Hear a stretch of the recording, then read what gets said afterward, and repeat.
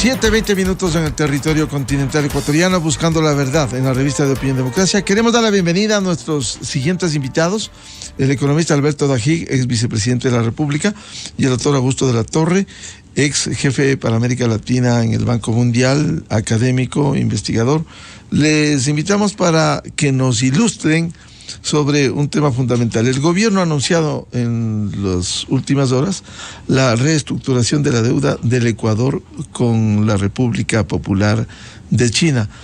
Si uno recuerda cómo se contrajo esa deuda a tasas de interés onerosas, altísimas, sobre el 7% de interés, cuando los multilaterales conceden alrededor del 2% promedio, hubo un endeudamiento enorme que contrajo el Ecuador con China. Este anuncio que permite la bienvenida a nuestros invitados, economista Alberto Dajig, ¿qué implica esta reestructuración de la deuda del Ecuador con China? Buen día. Muy buenos días. Gracias, Miguel. Un especial saludo a Augusto. Comencemos por la parte de cómo fue contratada. Es muy difícil pensar en una aplanadora más devastadora de lo que fue la China con el Ecuador. Se contrató deuda colateralizada con petróleo. ¿Quién era el comprador del petróleo? La misma China. Por lo tanto, la deuda ecuatoriana tenía cero riesgo. O un riesgo bajísimo, porque digamos los pozos de petróleo podían explotar, ya. Pero el riesgo era bajísimo. Y haciendo así el riesgo, que la China importaba el petróleo y con el flujo de esas ventas se pagaba la deuda, nos cobraban 7-8% de interés. ¿Para qué? Para con esa plata luego hacer proyectos sobredimensionados con sobreprecio y que hoy no funcionan, como 5 de las 8 hidroeléctricas que hizo la China, y la más grande, que es un desastre, que es Coca-Cola Sinclair. Por lo tanto, esa deuda es la deuda más antipatriótica que se pudo haber contratado en la historia. Sin embargo, mire la diferencia. Ni el gobierno anterior ni este la han repudiado. Mientras que los que contrataron esa deuda sí repudiaron una deuda legítima, no pagaron teniendo el dinero y por lo tanto el riesgo país del Ecuador siempre tendrá metido ese elemento de haber repudiado una deuda y no haberla querido pagar. La refinanciación de esta deuda es una gran noticia, una buena noticia.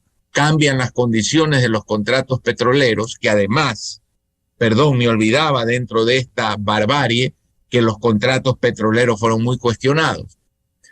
Da un alivio al Ecuador, pero ciertamente está muy lejos todavía de pagar el daño causado por la China. La China sigue en gran deuda con el Ecuador a pesar de esta refinanciación, por todo lo que he explicado. Pero es una buena noticia.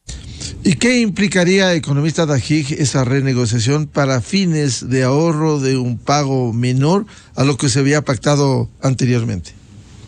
Bueno, Miguel, en la situación de la caja fiscal ecuatoriana, que tiene unas presiones gigantes por todos lados, presiones por la deuda con el IES, presiones por un aporte del 40% de las pensiones que el Estado no puede pagar, que no existe en otra parte del mundo, presiones por subsidios a los combustibles que suman mucho más del 3% del PIB, presiones por atrasos que hay gigantes. Alivio de la caja es una gran noticia siempre, definitivamente. Bienvenido al economista Augusto de la Torre. Augusto, ¿qué implica una reestructuración de la deuda del Ecuador con China, con todos estos antecedentes de cómo, especialmente en el gobierno de Correa, se endeudó en estas condiciones? Buen día. Muy buenos días, Miguel. Un placer estar aquí con Alberto. Yo creo que Alberto ya nos ha contado los detalles truculentos de la historia de ese endeudamiento. Y me parece que es un paso fundamental en un proceso que es inevitable para nuestro país. Y es un proceso de replantear todas sus relaciones con China. Ecuador no tiene otra opción, pero buscar un relacionamiento más moderno y mejor estructurado con China. China es el mercado mundial más importante del planeta. A las exportaciones ecuatorianas les interesa y les conviene abrirse nichos de mercado en ese país. China es posiblemente el epicentro del crecimiento global, aunque ahora está pasando por problemas, pero indudablemente en poco tiempo se convertirá en la economía más grande del planeta y está conectada con el polo de desarrollo mundial más importante, que es el Asia.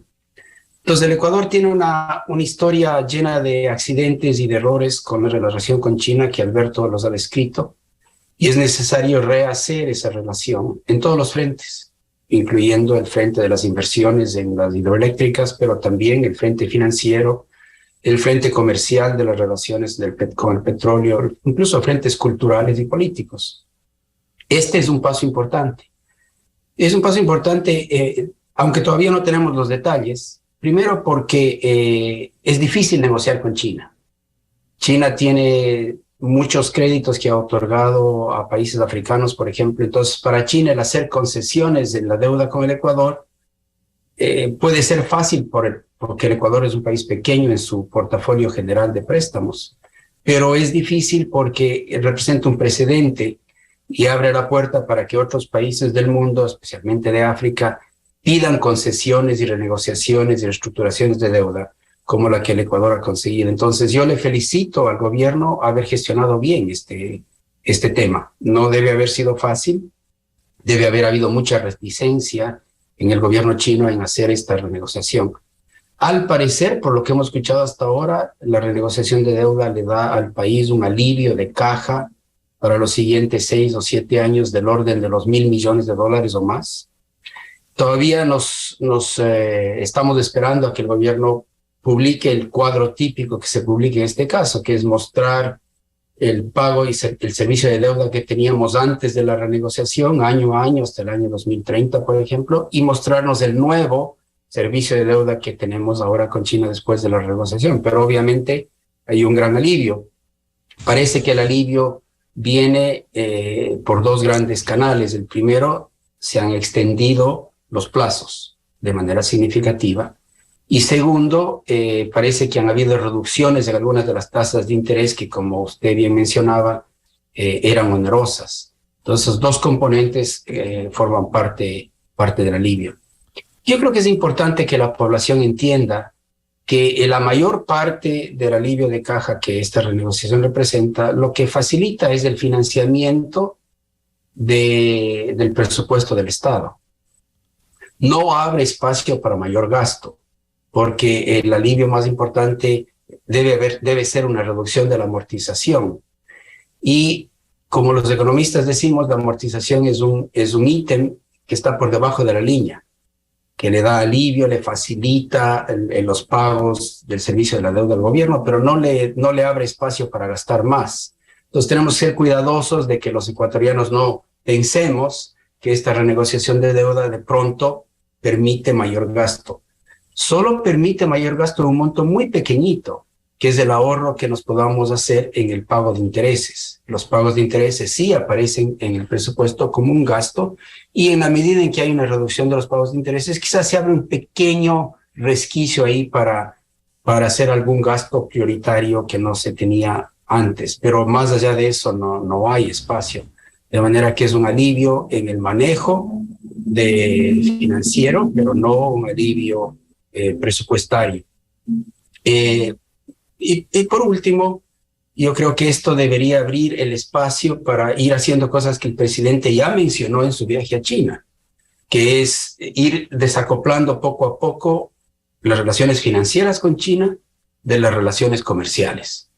Las relaciones comerciales en particular tienen que ver mucho con las ventas de petróleo que el Ecuador hace a China, y estas deberían tener un canal separado, deberían ser hechas en contratos basados en precios de mercado y bien armados y transparentes, y no atados ni relacionados con los temas crediticios. y creo que me da la impresión, por lo que he leído en los reportes de Reuters y del Wall Street Journal, que la renegociación de deuda con China también da un paso en esa dirección que es positiva.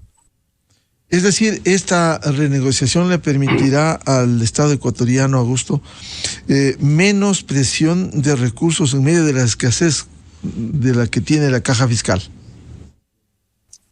Sí, o sea, usted tenía antes una amortización importante que hacer a China, y ese era un ítem financiero en el presupuesto. Típicamente los países que tienen que hacer grandes amortizaciones no pueden reducir el gasto en montos tan grandes para hacer el pago de amortizaciones. Entonces, típicamente lo que se hace es los países emiten algún tipo de bono en el mercado local o piden un préstamo adicional para poder refinanciar esa amortización. Por eso le decía que esto no nos abre espacio para mayor gasto, simplemente lo que hace es nos facilita el pago de una amortización que de otro modo hubiera requerido que en algún lado nos endeudemos para hacer ese pago de amortización. Eso es muy importante tener en cuenta, porque no es un alivio en la parte estructural de los gastos del Estado. Pero ya se va a escuchar, y por eso le digo, porque estoy anticipando que van a haber algunos economistas de pacotilla que en el Ecuador van a decir que esto nos da espacio para hacer más gasto en esto y lo demás y para hacer más inversión pública. Eso no es correcto, técnicamente no es correcto. Si hiciéramos eso, simplemente lo que habría es abriríamos el déficit fiscal y tendríamos necesidad de endeudarnos aún más. Entonces tenemos que juiciosa y prudentemente alegrarnos de esta buena noticia. Esta noticia ha tenido un impacto muy positivo internacionalmente. Yo lo he visto en todos los medios de comunicación importantes acá en Washington, en Nueva York ha salido como una buena descripción. Ojalá esto ayude a ir recuperando algo que perdimos con el paro de los 18 días. El paro de los 18 días le dejó atontado al país, le dejó groggy y frenó la inversión y nos ha dejado con una imagen de un país muy riesgoso, con problemas serios de gobernabilidad.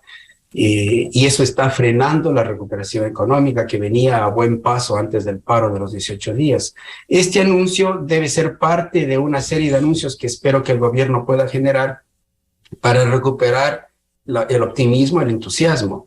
Y una de las cosas que va a ser muy importante es que se descarte del imaginario popular de que va a haber otro paro como ese horrible, costoso, sin sentido que tuvimos de 18 días. Entonces, espero que este buen anuncio, sea parte de ese camino de restaurar la confianza para que haya inversión y haya deseo de seguir apostando en el país.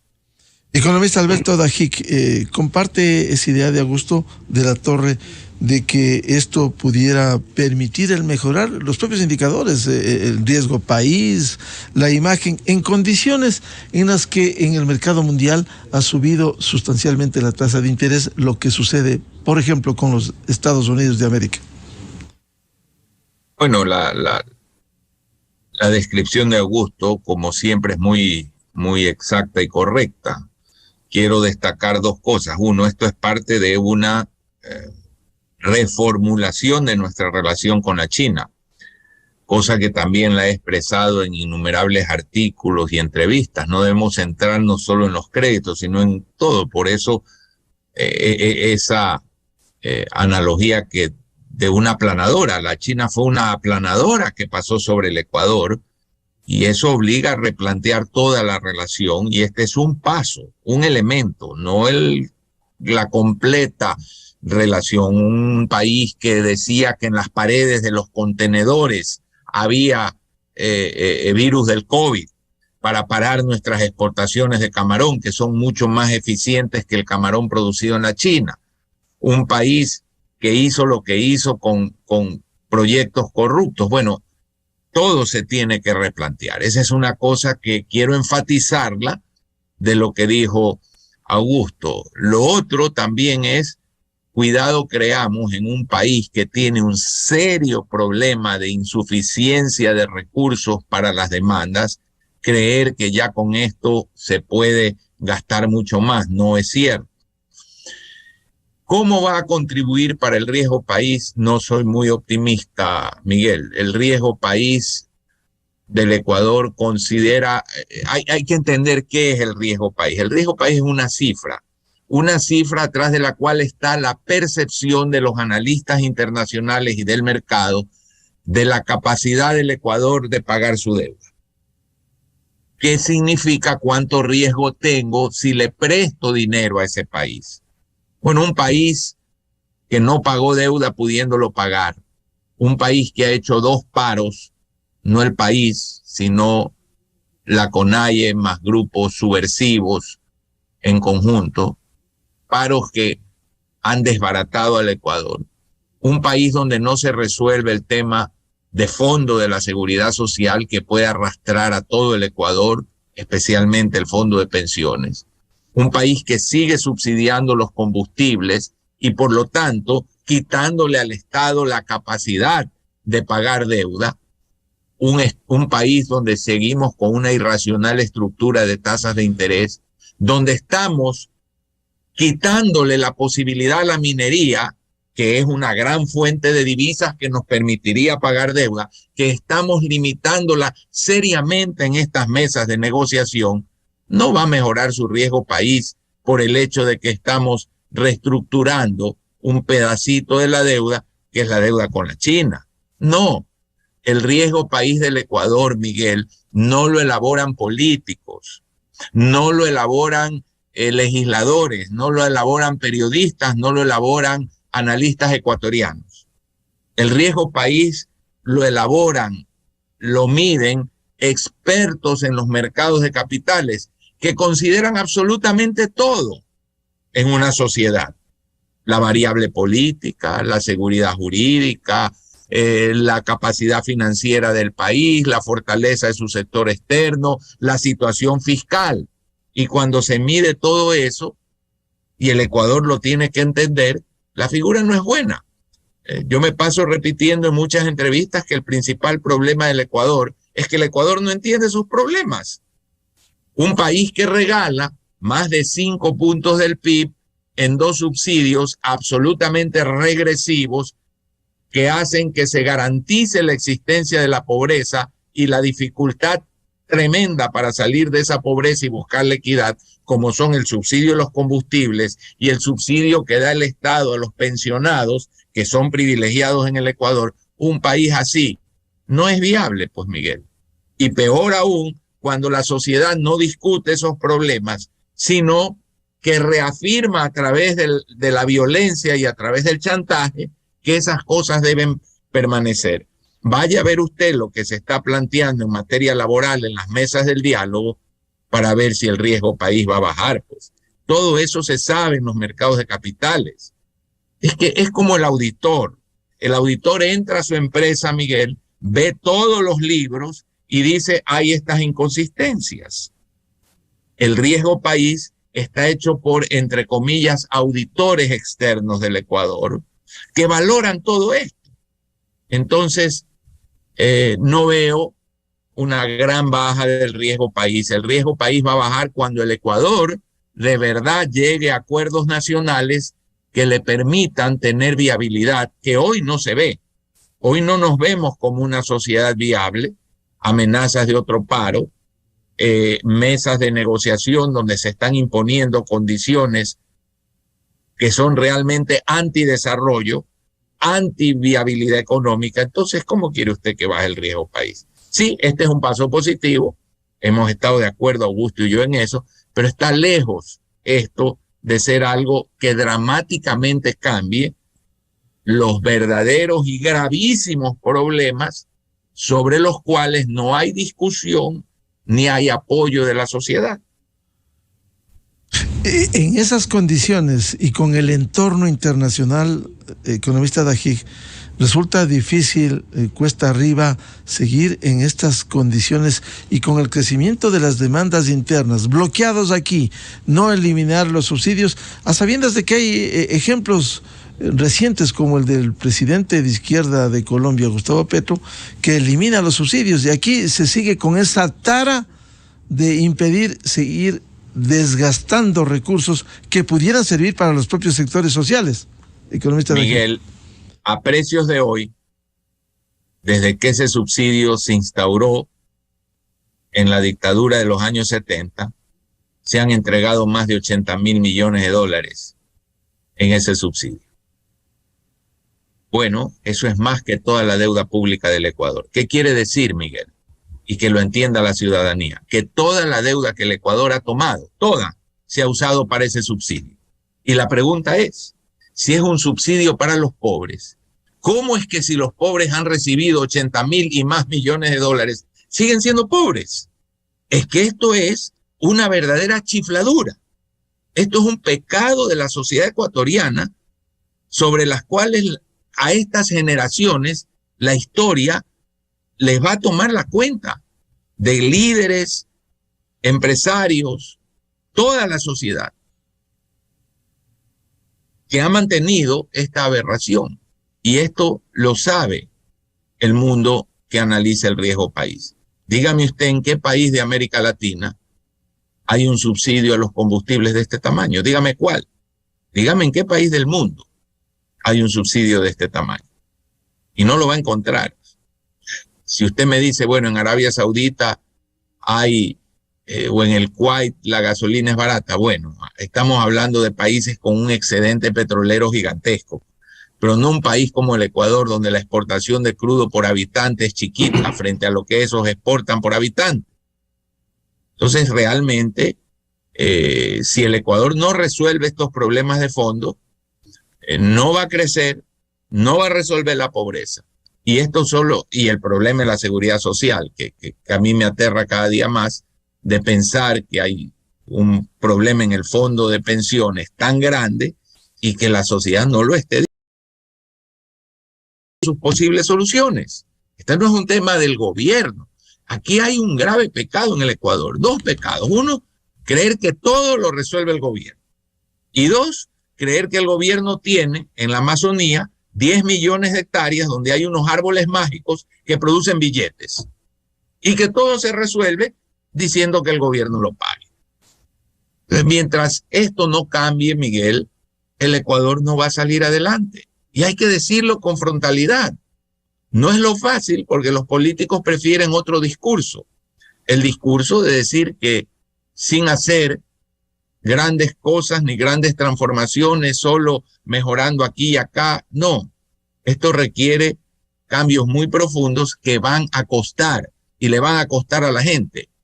Pero la cirugía es siempre mejor que la muerte. Economista Dají, usted dice hay temas que no necesariamente directamente tiene el gobierno, pero sí una corresponsabilidad. El caso del Seguro Social, allí tiene un delegado que preside el Consejo Directivo del IES y no vemos un norte, no vemos cambios, solo profundización. Y el problema no solo también es el fondo de pensiones, sino ese enorme hueco del fondo de salud. Es uno de tres. Hay un representante de los trabajadores y hay un representante de los empresarios, que no han cambiado en años.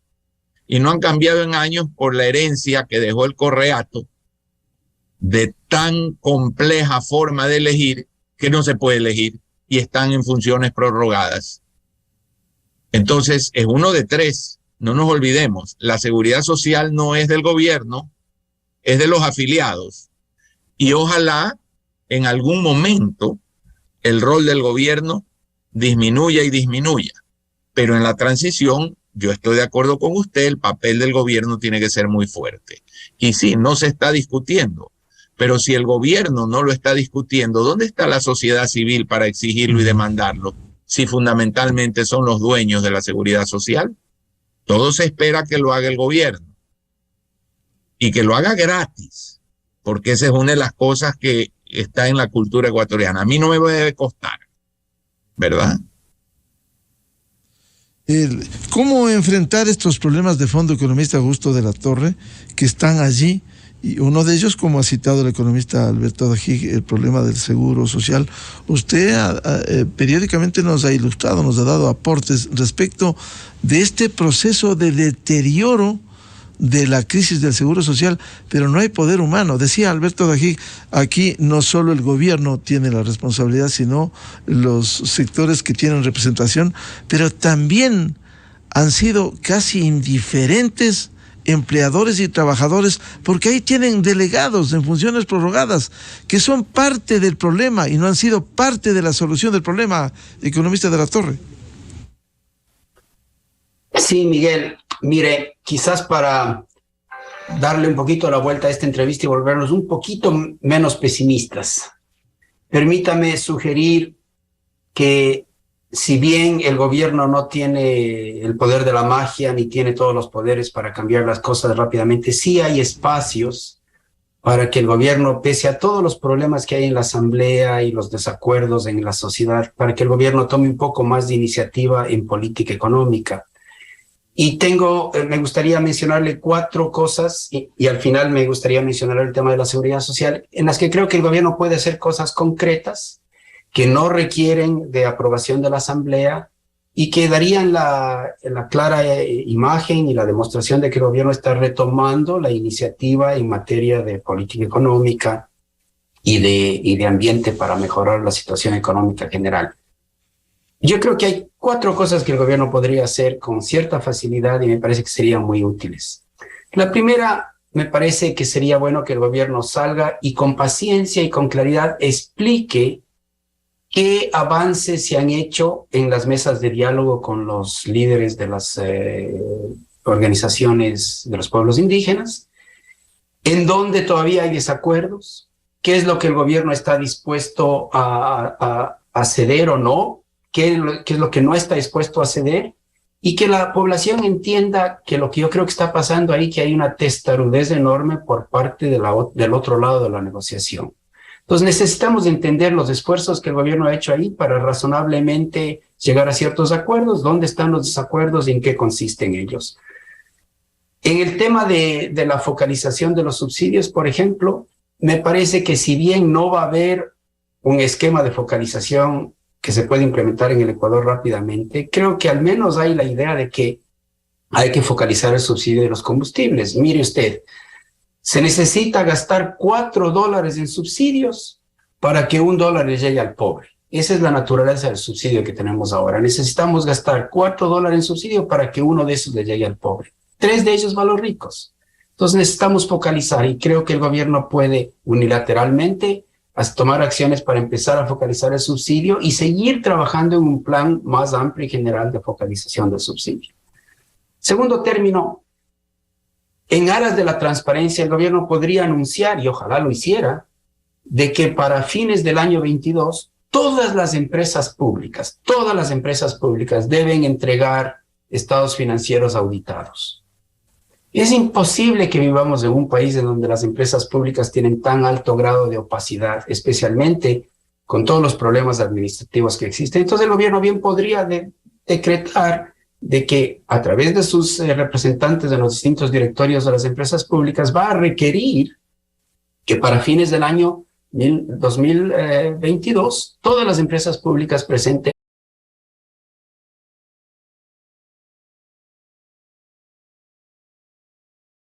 por vía de regulación secundaria para mejorar el mercado laboral. Sabemos todos que necesitamos una gran reforma laboral, sabemos que no hay espacio político para hacer una reforma laboral por vía legal, pero por vía de regulación secundaria se pueden hacer 3, 4, 5 mejoras al ambiente de la contratación laboral que permitan generar más empleo formal. Y el gobierno bien podría anunciar eso en los siguientes meses. Y por último, creo que el gobierno debería de alguna manera explicarle a la población qué proceso podría seguir para que la población empiece a darse cuenta y a resolver el gran problema de la seguridad social, tanto en el ámbito de pensiones como en el ámbito de salud. Es cierto que ese problema no se puede resolver de la noche a la mañana.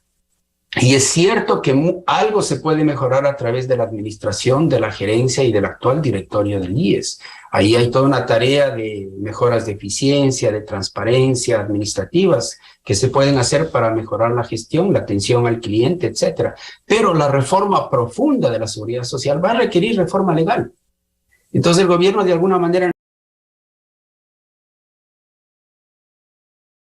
para abrir el camino hacia esa reforma tan necesaria.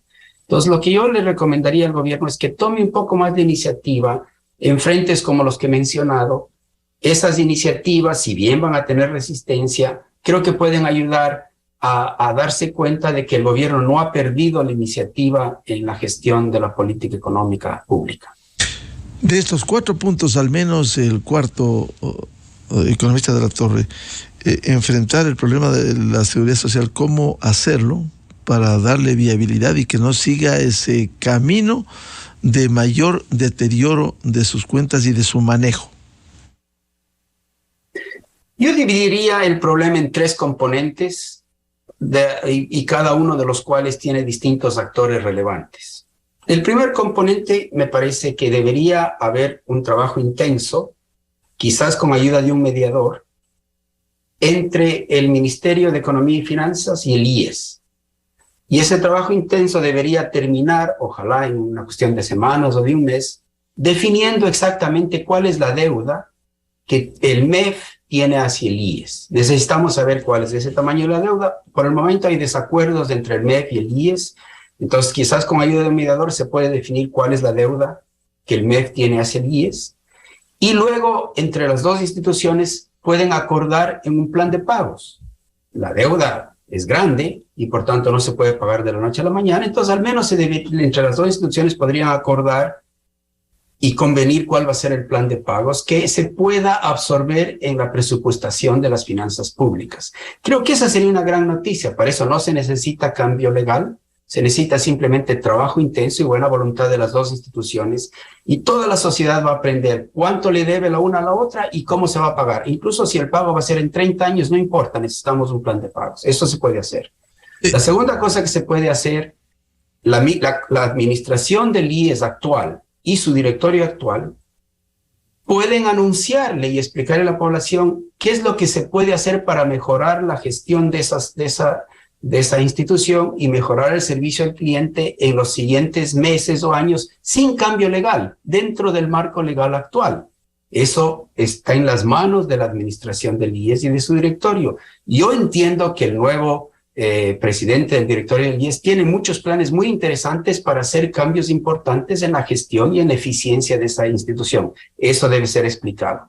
Pero el tercer gran punto es que vamos a necesitar tarde o temprano, y ojalá más temprano que tarde, una gran reforma legal, un nuevo marco legal para el sistema de pensiones y de salud. Y ese nuevo marco legal necesita trabajo. Entonces el gobierno debería buscar un camino parecido, por ejemplo, al que se acaba de hacer en Uruguay. En Uruguay, el gobierno y algunos miembros del sector político le pidieron a un grupo de ciudadanos que trabaje en consultas con la sociedad y presente un proyecto de reforma al sistema pensional uruguayo, que lo acaban de hacer. Y ese documento ya está en manos del presidente y ahí están decidiendo cómo se tramite ese documento políticamente. Pero encontraron un camino para preparar una reforma. Y creo que al gobierno y al Instituto de Seguridad Social le interesa una cosa parecida, preparar un camino que, con todos los problemas que eso pueda tener, nos lleve a que quizás en el próximo año tengamos ya al menos una propuesta de reforma integral legal al sistema de pensiones y de salud ecuatoriano para que tenga la viabilidad para los siguientes 50 años. Necesitamos asegurarles a los jubilados actuales y a los jóvenes que están entrando a la fuerza laboral que van a tener un sistema de pensiones y un sistema de pensiones que va a poder pagar pensiones. Eso necesitamos asegurarle a la población y eso requiere un cambio legal.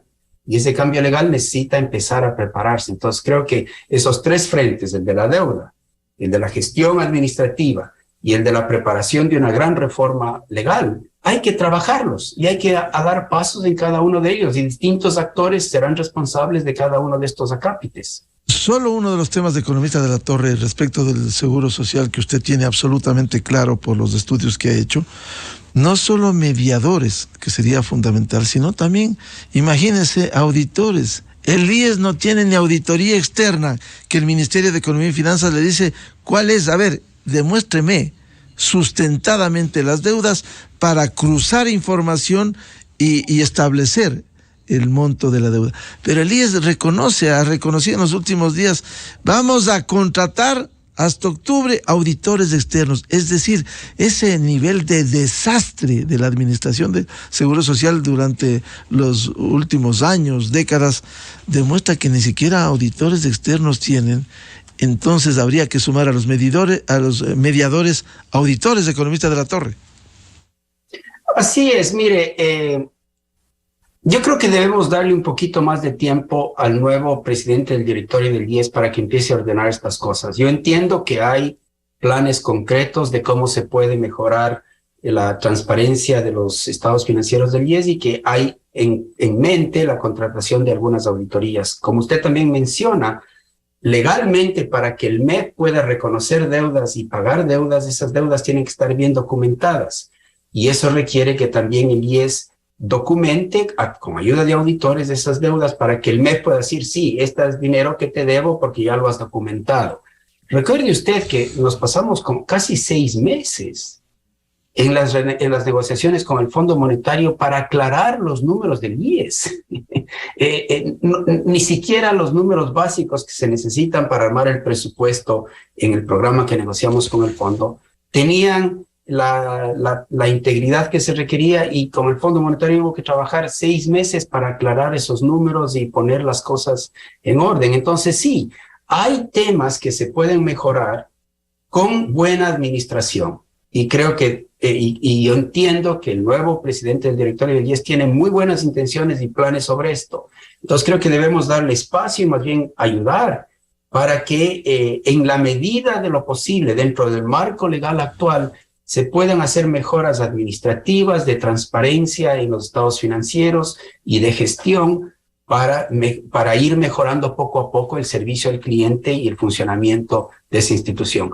Pero eso no es un sustituto, y eso quiero insistirle, Miguel, eso no es un sustituto de la necesidad de una reforma estructural legal profunda.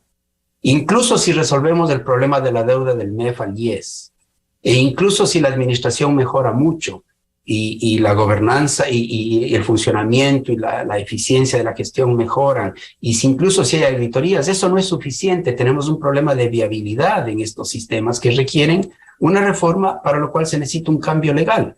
Y si nos demoramos en preparar ese cambio legal, ojalá, Dios no quiera que sea así, que el país termine en una situación en donde entra en crisis del sistema y no se pueden pagar pensiones. Imagínese el desastre que eso sería. Eso hay que evitar. Y para evitar hay que ser, digamos, prudentes y trabajar desde ya en viabilizar a través de una reforma legal el sistema de pensiones. Economista Alberto Dají, usted comparte esos 4 puntos que ha señalado Augusto de la Torre respecto de lo que pudiera hacer el gobierno sin necesidad de asamblea. El 1, que se explique bien los acuerdos con el sector indígena, el tema de la focalización de los subsidios a los combustibles, el que todas las empresas públicas tengan estados financieros auditados, el que haya unas reformas legales vía regulación secundaria, y el tema del seguro social. Estas son cosas que se han venido discutiendo y hablando por mucho tiempo y que son absolutamente válidas, las comparto. Esto pues incluso hemos tenido con Augusto la oportunidad de charlarlo en las muchas veces que hablamos él y yo de los temas del país. Estoy totalmente de acuerdo en eso. Pero esas cosas, quiero enfatizar la parte final de la entrevista de lo que dijo Augusto en su última exposición. No son suficientes, mejoran, pero por ejemplo el tema de las pensiones, que es un tema de fondo que puede arrastrar a la sociedad ecuatoriana, como decía, imagínense usted que no se puedan pagar pensiones, requiere de un acuerdo de toda la sociedad y requiere profundos cambios legales. El Estado no puede aportar ya más ese 40%, eso es un cambio legal. No se puede aportar sobre 12 mensualidades para recibir 14. No se puede jubilar con los promedio de los 5 mejores años de aportación. Hay que subir las aportaciones. Bueno, todo esto, que es un gran cambio entre las cosas que hay que hacer en ese fondo, no son materia ya de una acción del gobierno. Ni siquiera de la directiva del IES en su conjunto. Requieren reforma legal. Y esto es lo que hay que entender. Hay cosas que pueden mejorar al paciente, pero no lo curan. Y aquí hay que buscar la cura del paciente. Y la cura del paciente pasa por grandes transformaciones que la sociedad debe acordar. Y no veo en la dirigencia política esa voluntad. No veo la actitud. Veo el populismo de siempre, la demagogia de siempre, el engaño de siempre y la ignorancia de siempre, lamentablemente, en muchas de estas cosas. Ojalá estos 4 ejes que plantea Augusto se den y rápidamente, pero también ojalá la sociedad ecuatoriana tome en serio la necesidad de llegar a acuerdos sobre los grandes temas nacionales, que si no se los enfrenta, como dije, no nos permitirán crecer y no nos permitirán resolver el problema de la pobreza y la equidad que todos los ecuatorianos queremos que se resuelvan. El tema de la focalización de los combustibles, el país está girando alrededor del señor Leonidas Issa. Cuando vemos que el propio presidente de izquierda, Gustavo Petro, elimina los subsidios y va a facilitar eso, mayor contrabando desde el Ecuador hacia Colombia. ¿Cómo salir de esto, Alberto? Haciéndolo, pues. Miguel, Augusto y yo formamos parte de un gobierno en el cual eliminamos el subsidio a los combustibles. Teníamos una fórmula. Esa ajustaba el precio de los combustibles mes a mes. ¿En qué terminó? Que los políticos fueron a la Corte Nacional de aquel entonces, Corte Suprema, hicieron declarar inconstitucional, armaron y se dio marcha atrás. Hay cómo hacerlo cuando se tiene la voluntad y la decisión, pero mire cuál fue la respuesta de los políticos. Imagínese usted si eso no hubiese pasado, cuánto dinero se habría ahorrado el Ecuador desde el año 94 en que aplicamos dicha fórmula. Economista Augusto de la Torre, el tema de los subsidios, uno de los 4 puntos que usted ha señalado, cómo lograr hacer entender a la sociedad, a los dirigentes políticos, en este caso también a los dirigentes del sector indígena, que esos recursos que van en su mayoría hacia los sectores que pueden pagar los precios de los sectores más pudientes, recursos que pudieran ahorrarse e ir una parte, al menos para los propios sectores sociales e indígenas. ¿Cómo hacer entender eso? ¿Cómo hacer entender al señor Issa? A ver, yo creo que hay que trabajar ahí en varios frentes.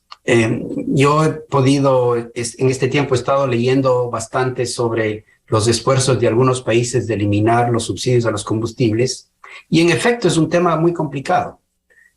No ha sido fácil. En muchos países se ha tratado y la cosa se revierte. Es muy difícil. O sea, nosotros caímos en la trampa de subsidiar el precio de los combustibles domésticos en los años 70 y no hemos podido salir de ese pantanal. Pero yo me imagino que hay que hacer 2 o 3 cosas y entenderlas bien. La primera cosa es que hay que llenarse de más argumentos para convencerle a todos los ecuatorianos de que es un sinsentido tener el subsidio al precio de los combustibles. Y un argumento que a mí me gusta usar, Alberto ha mencionado el despilfarro de recursos públicos que se podrían usar de mejor manera si no hubiera ese subsidio.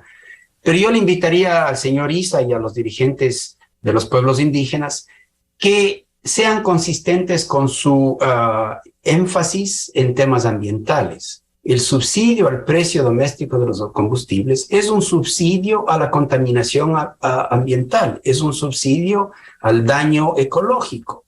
Entonces, si es que en realidad hay una preocupación por la Pachamama, por la naturaleza, por el respeto del medio ambiente y la calidad del aire, los primeros en pedir la eliminación del subsidio al precio de los combustibles y su reemplazo por un subsidio focalizado deberían ser los dirigentes indígenas. Entonces yo les invito a ellos, a los grupos ambientalistas en el país, a todos los jóvenes que están en el sector verde de la economía, que se pronuncien en favor de quitar un subsidio al daño ambiental, porque eso es lo que es el subsidio al precio de los combustibles. El segundo tema que hay que entender es que cuando un gobierno o un estado le propone a la población y le dice, mira, este subsidio es un mal subsidio, lo voy a retirar y voy a reemplazarle por uno focalizado, ahí hay un problema de credibilidad, porque la gente dice, yo sé que este es un mal subsidio, pero lo tengo. Tú me dices que lo vas a reemplazar por uno focalizado, pero no te creo. Entonces hay un trabajo especial de credibilidad que hay que cultivar y hay que hacer, y por tanto a mí me parece que nosotros en el Ecuador vamos a conseguir salirnos de esta cosa horrible que es el subsidio al precio de los combustibles cuando tengamos armado un plan de focalización que haya sido conversado con la sociedad, para que la sociedad sepa que no tiene el problema de que le quitan una cosa y le prometen otra, sino que la gente dice es mejor tener pájaro en mano. Ahora tengo un mal subsidio, pero quiero mantenerlo porque no creo que me van a reemplazar por uno focalizado. Entonces el gobierno necesita armar el plan de focalización, anunciarlo, tenerlo listo, comprometerse para que se pueda retirar este horrible subsidio al precio de los combustibles y reemplazarlo con la focalización. Y eso todavía no hemos logrado llegar allá porque necesitamos desarrollar el esquema, necesitamos decir a quién se va a subsidiar y de qué manera, porque el subsidio ya no sería a través del precio del combustible, sino sería algún tipo de subsidio directo, por ejemplo, al transporte público, urbano, interurbano, algo de esa naturaleza. Entonces, hay que trabajar en eso, pero el gobierno puede dar pasos ya. El gobierno, por ejemplo, puede retirar el subsidio al camarón industrial. ¿Por qué hay que darle subsidio del diésel al camarón industrial o a los atuneros industriales? No hay ninguna razón. Entonces el gobierno, por decisión propia, podría ya decir, yo voy a empezar a focalizar el subsidio, a retirar el subsidio de ciertos sectores que no lo necesitan. Todos sabemos, mire, yo acabo de ver un mapa hace poco.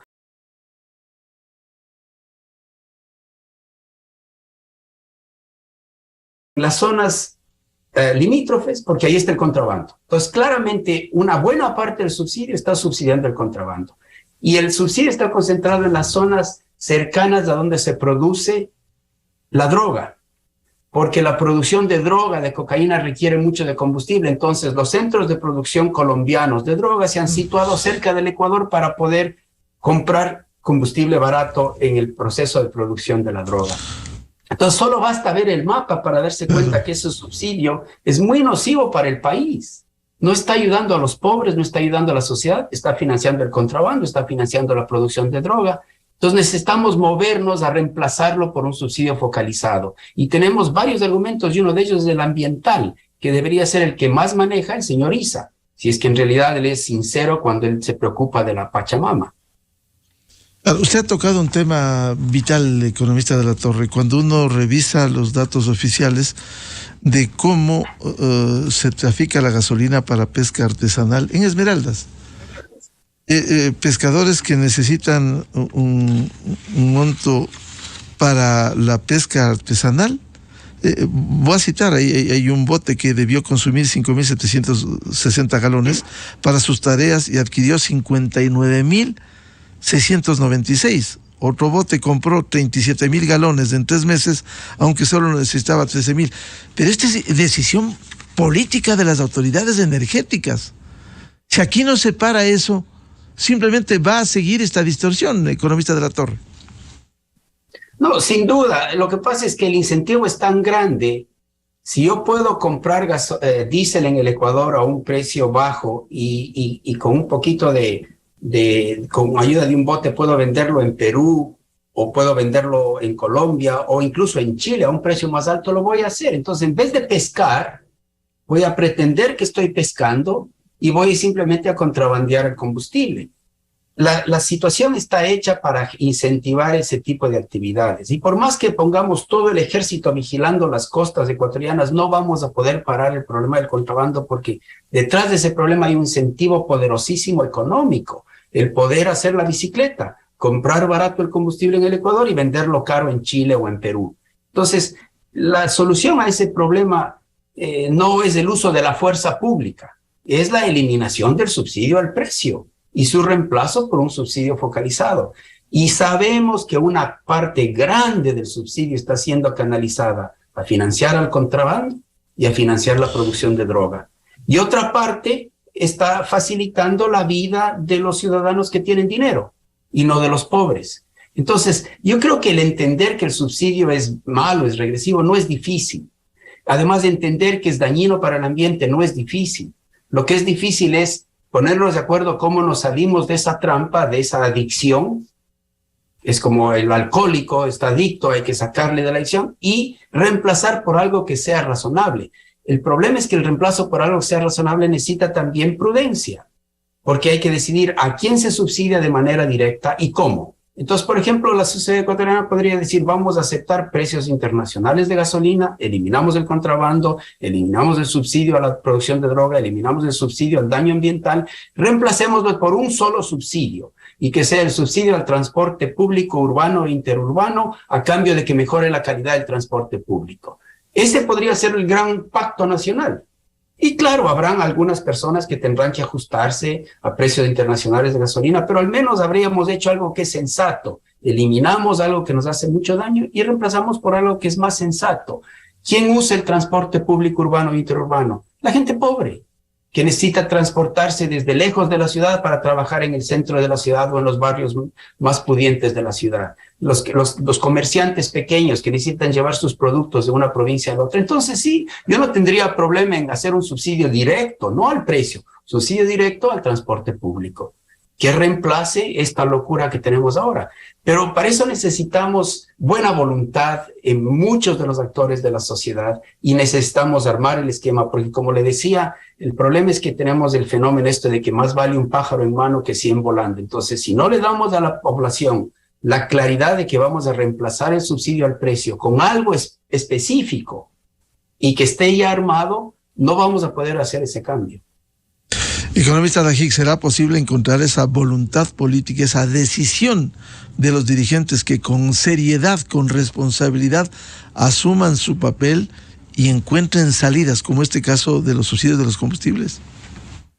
Bueno, esperemos que sí, porque mientras ese subsidio y el subsidio que es cada vez más creciente y en forma exponencial del 40% de las pensiones se mantengan en este país, que entre los dos van a llegar muy pronto a 7-8% del PIB, porque ese subsidio del 40% de las pensiones crece en una manera brutal, y siendo ambos subsidios, como lo explicaba Augusto, no para los pobres, estamos poniéndole una condena de muerte a la sociedad. Entonces, si esto no se entiende, y no se entienden los argumentos expresados por Augusto, que comparto, ¿cómo entonces la sociedad va a ser viable? Y si ya esto no lo entienden los líderes, Miguel, pues yo creo que estamos en un punto en el cual, como cuando usted entra a un casino y oye que alguien grita no va más, es que ya usted no puede poner una apuesta más en la ruleta. Ya no podemos apostar más. No estamos en una situación para seguir apostando a la locura. Economista Augusto de la Torre, ¿usted apuesta de estos hechos responsables que deben hacerse en el Ecuador? Mire, Miguel, yo soy, por definición, filosóficamente optimista. Y creo que hay 17 millones de ecuatorianos cuyo bienestar está en juego. Entonces no podemos darnos por vencidos. Puede ser que a veces nos sintamos con desasosiego porque la sociedad no avanza, pero no nos queda otro remedio que seguir empujando en la dirección positiva. A todos nos interesa que el gobierno pueda gestionar bien la cosa pública. A todos nos interesa que en la medida que el gobierno quiera dejarse ayudar, hay que apoyar. A toda la sociedad civil le interesa organizarse. Entonces, yo no puedo echar la toalla. Yo creo que tenemos que encontrar la salida. O sea, no quiero resignarme a pensar que el Ecuador se va a caer en el precipicio. Me parece que todos los ciudadanos que tenemos cariño por el país y nos preocupa el país, tenemos que hacer lo posible para empujar. Entonces, yo sí creo que tenemos soluciones y creo que vamos de alguna manera a encontrar soluciones y todos debemos ser parte de eso. Entonces, yo tiendo a ver siempre el vaso medio lleno en lugar de medio vacío. En eso me diferencio de muchos de mis amigos y colegas. Y por otro lado, no estoy dispuesto a darme por vencido. Nos toca seguir empujando esta cosa difícil en la buena dirección. y tarde o temprano vamos a tener que resolver los problemas, porque si no vamos a entrar en, como dice Alberto, en un suicidio colectivo. Y algún rato el instinto de preservación debería dominar. Y la sociedad dice, bueno, no nos suicidemos, hagamos algo. Ojalá llegue esa sensatez que ustedes invocan. El país necesita sensatez y responsabilidad en su clase dirigente. Muchas gracias al economista Alberto Dajig y al economista Augusto de la Torre desde Washington por estas reflexiones muy oportunas en el análisis económico y del Seguro Social ecuatoriano. Muchas gracias, muy buen día, un saludo cordial. Gracias. Muchas gracias. Buen día. Muy amable. 8:15 minutos en el territorio continental ecuatoriano, buscando la verdad en la revista de Opinión Democracia. Vamos a una pausa publicitaria y ya volvemos con el gerente general de la CNT, empresa pública, Ralph Suástegui, para hablar temas de interés. ¿Qué pasa con CNT? ¿Qué pasa con la empresa para habilitar servicios de nube y los certificados que ha recibido? Miguel Rivadeneira en la revista de Opinión Democracia. Inicio de espacio promocional y publicitario. Produbanco es ProPyme. Nuestro propósito es